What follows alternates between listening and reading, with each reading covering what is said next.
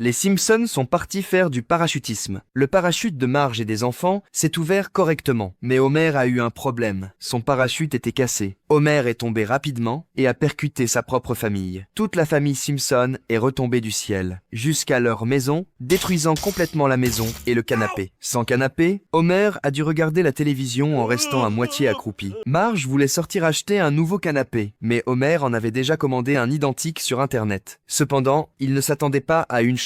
Une grande quantité de punaises de lit s'était déjà infiltrée dans le canapé. La famille Simpson a accueilli son nouveau canapé, Marge l'a soulevé et l'a senti sans remarquer les punaises cachées derrière les coussins. Seule Maggie a senti que quelque chose n'allait pas.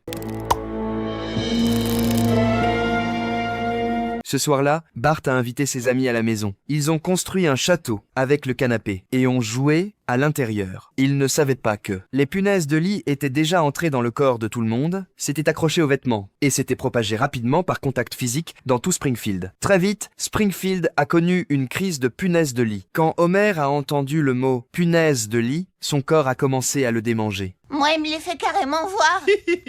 Le cerveau est si stupide. Ce sont des punaises.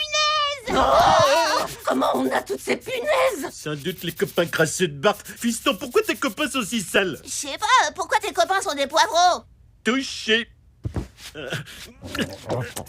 Springfield a décidé d'éliminer les punaises de lit. Tous les matelas et les vêtements en laine devaient être détruits. Les habitants particulièrement sales devaient être nettoyés. Mais même après tout cela, ils n'ont pas réussi à stopper l'invasion des punaises de lit. Heureusement, le professeur a mis au point un insecticide. Il suffit d'en pulvériser sur le corps et les punaises s'éloignent naturellement. Vous voyez, admirez le pouvoir des phéromones d'ours génétiquement modifiés.